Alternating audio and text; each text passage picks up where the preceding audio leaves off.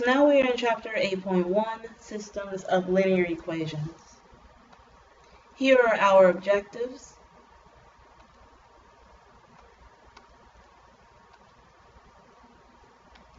So all equations in the form ax plus by equals c are straight lines when graphed. Two such equations are called a system of linear equations or a linear system. A solution to the system is an ordered pair that satisfies both equations in the system. So this ordered pair is written as x comma y. If you plug in the x and you plug in the y, the left side will equal the right side. Therefore, it is a solution. Let's go in our books to page 803, and we're going to start by looking at problems 1 and 3. It says, determine whether the given ordered pair is a solution of the system. So number 1 has the solution, or the point, 2, 3, and the system is x plus 3y equals 11, and x minus 5y equals negative 13. So first we need to determine if this point is actually a solution. So what we're going to do is we're going to plug the x everywhere we see an x. So everywhere we see an x, we're going to make it a 2. And everywhere we see a y, we're going to make it a 3. And we're going to do it one equation at a time. So I'm going to label this equation 1 and label this one equation 2. So let's plug it into equation 1. So we have 2 plus 3 times 3. Does that equal 11? And we get 11 equals 11. So it works for the first equation. Now we check it into the second. And again, we have 2 minus 5 times 3. Does that equal negative 13? And again, we get negative 13 equals negative 13. It works. Therefore, the ordered pair 2, 3 is a solution. All right, now let's look at number 3. And it has the ordered pair 2, 5. And we're looking at the system 2x plus 3y equals 17. And x plus 4y equals 16.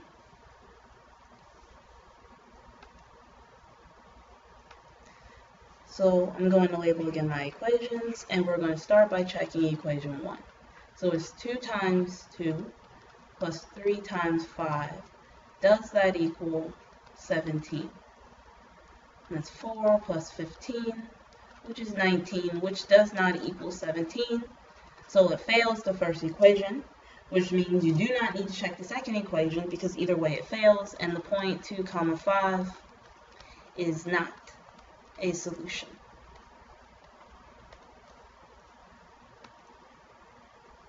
Alright, so let's keep going. So now let's talk about solving linear systems. And the first method we're going to talk about is the substitution method. Here are the steps. I won't read every word, but I'll go through them. Step 1, you want to solve either of the equations for one of the variables. So you're going to have two equations. You must solve one of them for either x or y. Step 2 is to substitute the expression found in step 1 into the other equation. So you're basically going to plug it in. And then, of course, you're going to solve for that variable.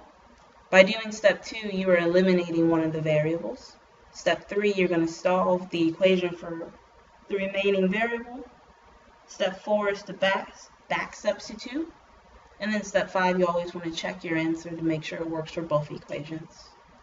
Alright, so let's practice some problems so we can actually work through these steps. Alright, so we are in our books on page 803, and we're going to look at problem number 13. It says solve by the substitution method. So we have the system 2x plus 5y equals negative 4. And 3x minus y equals 11. And we're going to solve using the substitution method. So the first thing we need to do is solve one of these equations for one of the variables. So that's step 1. I'm going to solve equation 2 for the variable y. So I have 3x minus y equals 11. I want to get y by himself, so I have negative y equals negative 3x plus 11. So then I have y equals 3x minus 11. Now step 2 is to take the result in step 1, this y equals 3x minus 11, and substitute it in for y in the first equation. So I have 2x plus 5. Whenever I see a y, I'm going to put 3x minus 11 equals negative 4. And then, of course, I eliminated the y, so now I'm going to do step 3, which is to solve for x.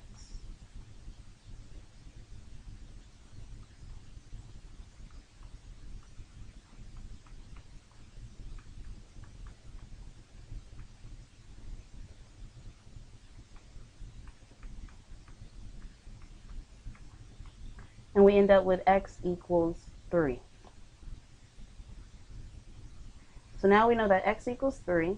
So step 4 is to take our answer and plug it into any equation. We can plug in equation 1, equation 2, or we can even plug it into the equation from step 1.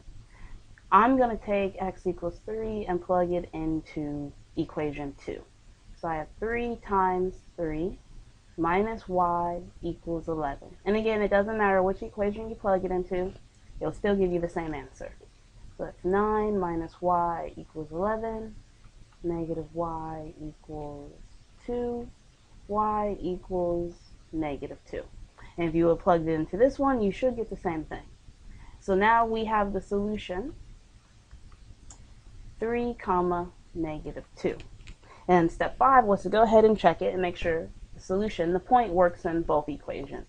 So I know it will work into equation 2, because that's what I mostly use, right? So I'm going to plug it into equation 1. So it's 2 times 3 plus 5 times negative 2. Does that equal negative 4? So it's 6 minus 10, and it does. And then, of course, it works in equation 2, so we're good to go. So here is our solution. All right, so now the next method we're going to talk about is the addition method. And unfortunately, I could not find the PowerPoint notes for this, so I wrote some up for you. Step 1 is to rewrite both equations in the ax plus by equals c form. If you're in your books, you can find the same steps found on page 796. And for the substitution method, they're on page 794. All right, and then step 2 is to multiply either equation or both equations by the appropriate non-zero numbers so that the sum of the x coefficients and y coefficients is 0. I say step 2 in the following sentence. The coefficients in front of the x's need to be the same value but different signs, or in front of the y's need to be the same value but different signs. So for example, I can have 2x and negative 2x. These are the same value, but this is a positive 2 and that's a negative 2. And then step 3 would to add the equations in step 2. Doing that will eliminate one of the variables. So then, of course, step 4 is to solve for that variable that's remaining. Step 5 is to plug your answer back into any equation and solve for the other variable. And then step 6 is to check yourself by plugging the solution into both equations and making sure it works. All right, let's go in our books to page 803 again. We're going to look at problem 27.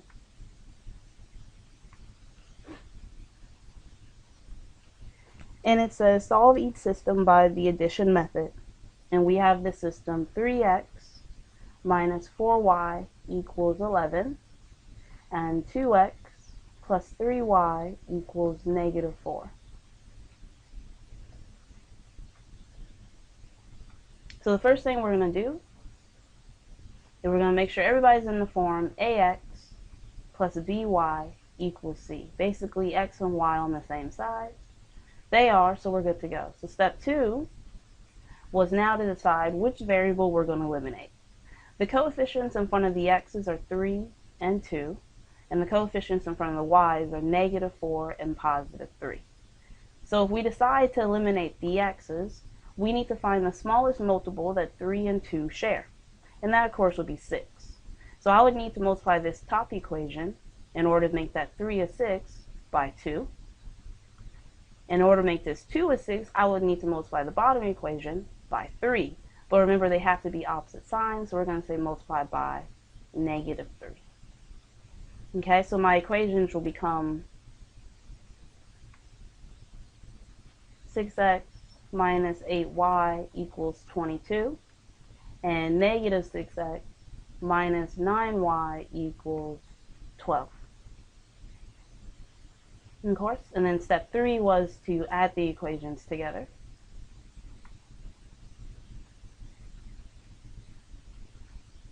Adding the equations together will eliminate the x's, and we'll have negative 17y equals 34. And then, of course, we'll solve for y. That's step 4.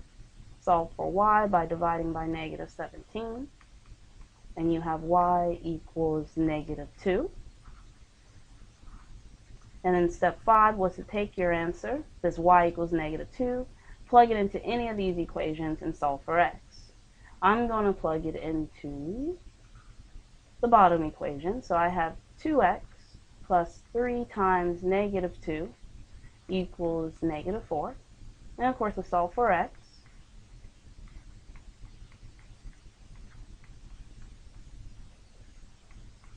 And you end up with x equals 1. So then step 6 is to take your solution and plug it into both equations and make sure it works. So our solution is 1 comma negative 2. I know it works for the bottom equation, so I'm going to plug it into the top. So I have 3 times 1 minus 4 times negative 2. Does that equal 11? So it's 3 plus 8, which equals 11, so it works. So our solution is 1 comma negative 2. All right, so when we're talking about our systems of equations and we're talking about our solutions, we can have one solution, no solution, or infinitely many solutions. Okay? For all the 2 example problems we just did, they were exactly one solution. If we have a system that has no solution, when we graph the equations, they will be parallel lines. And infinitely many solutions, when we graph the equations, they actually lay right on top of each other. They're the same line. All right, let's go back in our books to page 803, and we're going to look at problem 31 and 37. All right, number 31, it says solve by your method of choice. Identify systems with no solution and systems with infinitely many solutions. So in problem 31, we have the solution, the system, x equals 9 minus 2y, as well as x plus 2y equals 13. And we can solve it by any method of our choice. And our choices are between the substitution and the addition method. Now, if you look at equation 1, it is already solved for x, so I'm going to use the substitution method. Remember, the substitution method was to solve one of the equations for one of the variables and then plug it into the other equation. Well, equation 1 is already solved for x, so everywhere I see an x in equation 2, I'm going to replace it with 9 minus 2y. So it's going to become 9 minus 2y plus 2y equals 13. And then, of course, let's solve for y. So now negative 2y and plus 2y cancel each other out, and we have 9 equals 13. Now, this is an invalid conclusion, or not a true statement, which means there's no solution. And if we were to graph these equations together, we will see that they're actually parallel lines.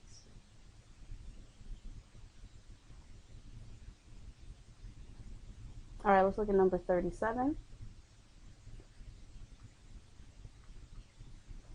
And it has x plus 3y equals 2, and 3x plus 9y equals 6.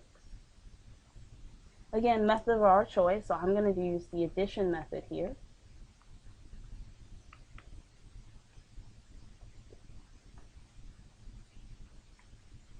Now we need to decide which variable we're going to eliminate. I'm going to eliminate the x's. The first coefficient is a 1, and the second's a 3. So what's the smallest multiple they share? Well, it will be 3. I need to make one a positive 3, the other a negative 3. Well, this one's already positive 3, so I'm going to make this first equation, the coefficient on x, a negative 3, which means I need to multiply by negative 3. And my system will become negative 3x minus 9y equals 2.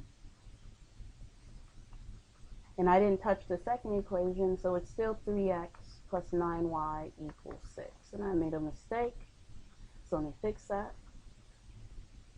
Make sure we multiply everything in the first equation by negative 3, so that will become negative 6. Okay, so now we need to add our equations together. So let me rewrite them down here to get some room.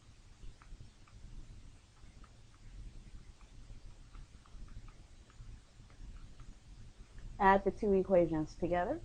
These cancel out, and I'm left with 0 on the left side. These cancel out, and I'm left with 0 on the right side. Well, this right here is a valid conclusion, or a true statement, because 0 does actually equal 0. Therefore, there are infinitely many solutions. And if you were to graph these two equations, you will see that they actually lay on top of each other. Alright, so that concludes the video for Chapter 8.1. Please let me know if you have any questions.